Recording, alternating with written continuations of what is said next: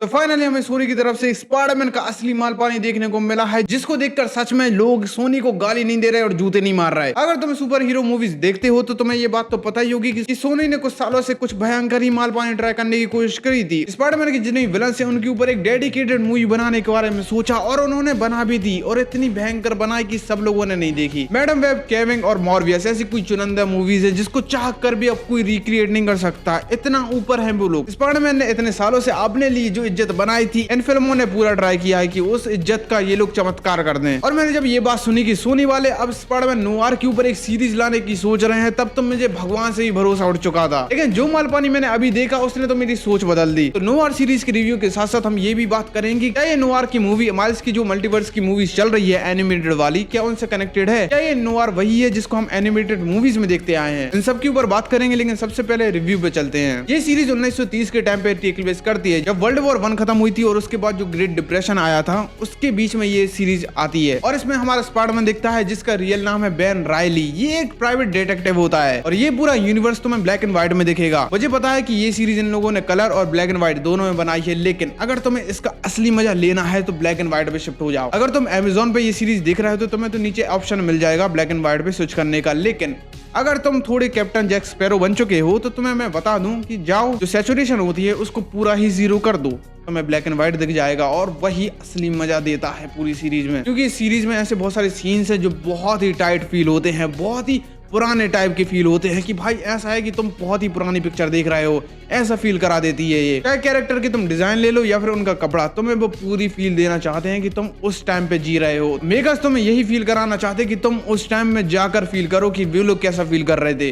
अब बात करते हैं कास्टिंग और एक्टिंग की, तो भाई निकोलस केज छा गए। मतलब उनकी जब एनिमेटेड सीरीज मैंने देखी थी मुझे पता था भाई ये बंदा कमाल कर रहा है, लेकिन उन्होंने जो सीरीज में ला के भाई जो मजा दिया है, मतलब ऐसे ऐसे सीन। तुम्हें पता है कि इसमें जो स्पाइडरमैन है वो मिडिल एज है, वो भाई 40-45 ऑलरेडी पार कर चुका है, वो थक चुका है भाई दुनियादारी से। क्योंकि अब वो स्पाइडरमैन जब फाइट करता है तो वो अब स्मूथ नहीं है। और भाई जो इन्होंने पूरी परफॉर्मेंस दी है भाई, कुछ ऐसे सीन्स, इतने मूवमेंट होते हैं जो तुम्हें देखकर बिल्कुल ऐसे चेहरे पे इतनी बड़ी स्माइल आ जाती है कि भाई ये स्पाइडरमैन देखना था यार बड़े टाइम से, ऐसा फील आती है तुम्हें। निकोलस केज ने जो काम किया है इस पूरी सीरीज में यार बहुत ही काबिल तारीफ है। मतलब तुम उसकी रेटिंग देख कर ही तुम्हें समझ जाओगे भाई इतनी अच्छी रेटिंग मिली है इस पूरी सीरीज को। निकोलस केज के अलावा भी बाकी कास्ट ने भी बहुत अच्छा किया था, खासकर वो महिला, उन्होंने जो दिल तोड़ा है भाई अभी तक नहीं उभरा हूँ उस चीज से। तो मैं अब अगर सेटिंग और सेट डिजाइन के बारे में बात करें तो इन लोगों ने उस टाइम की फील पूरी दे दी मुझे। तो इन लोगों ने वर्ल्ड बिल्डिंग इतनी प्यारी की है, सेट इतने प्यारे बना है कि तुम्हारा जो इल्यूजन होता है वो टूटता ही नहीं है। चाहे तुम गाड़ी ले लो, कपड़े ले लो या फिर इमारतें, सब चीजें इतनी प्यारी लग रही है, इतनी पुरानी लग रही है कि तुम्हें भाई वो चीज फील होती है। और इतना ही नहीं, इन लोगों ने जो कैमरे का टेक्सचर भी रखा है वो भी बहुत पुराना टाइप का फील होता है। ऐसा फील होता है कि मैं बहुत ही पुरानी कोई फिल्म देख रहा हूँ जो पुराने कैमरा पे शूट हुई है, लेकिन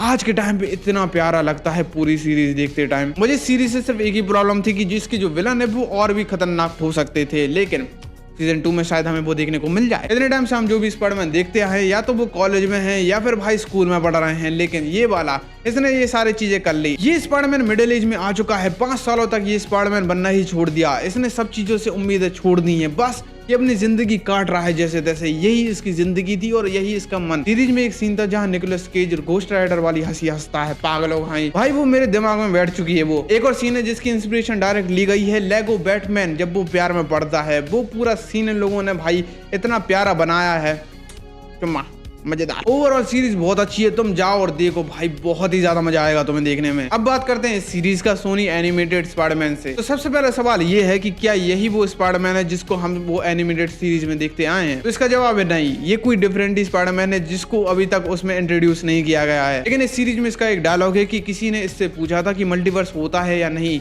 उसके बारे में ये हमेशा सोचता रहता है। मतलब किसी ने इससे मल्टीवर्स की बात तो की है, या तो वो हो सकता है मिगेल स्पाइडरमैन 99 या फिर और कोई भी ऐसा हो सकता है जिसको मल्टीवर्स की नॉलेज है। अब मैं तुम्हें ये बताता हूँ कि ये जो स्पाइडरमैन है ये वो एनिमेटेड वाला स्पाइडरमैन नोवार क्यों नहीं है। इसका मेरे पास 2 रीजन है। पहला रीजन ये है कि इसने मल्टीवर्स के बारे में सुना तो जरूर है, लेकिन अभी तक एक्सपीरियंस नहीं किया, जो इस सीरीज में इसका डायलॉग कंफर्म भी करता है। अब दूसरा रीजन ये है कि ये ह्यूमन है, तुम्हारे मेरे जैसा, और जो हमारा गार्फील्ड का स्पाइडरमैन है जो हमें उस मल्टीवर्स में दिखा था। अब कुछ लोग मुझसे ऐसा वो बोलोगे कि जब तुम दूसरी यूनिवर्स में जाते हो तो तुम्हारी बॉडी भी चेंज हो जाती है, मतलब जो तुम इंसान हो उस यूनिवर्स में तुम एनिमेटेड दिखने लगोगे। जो बात एक हद तक सच भी है, लेकिन इस मामले में ऐसा नहीं होने वाला। अगर हमारा सीरीज वाला नोवार अगर माइल्स के यूनिवर्स में भी जाएगा तो वो इंसान ही दिखेगा वहां। इसका सबसे बड़ा प्रूफ मेरे पास है माइल्स के इनटू द स्पाइडरवर्स। जब वो स्पाइडर सोसाइटी में जाता है और देखता है कि बहुत सारे विलन केज में बंद हैं, तब वहां वो देखता है कि वहां उसका चाचा प्रॉलर भी है जो किसी दूसरी यूनिवर्स का है और वो वहां ह्यूमन फॉर्म में है, तुम्हारे और मेरी जैसी। वो एनिमेटेड नहीं हुआ है, जिसका सीधा मतलब यह है कि अगर इस सीरीज वाला स्पाइडरमैन माइल्स के यूनिवर्स में भी जाएगा तो वो इंसान ही दिखेगा, नॉर्मल। तो आखिरी बात यह है कि उन एनिमेटेड मूवीज में हमें जो नोवार दिखा है वो डिफरेंट है और जो इस सीरीज में दिखा है वो डिफरेंट है, लेकिन दोनों को आवाज और प्ले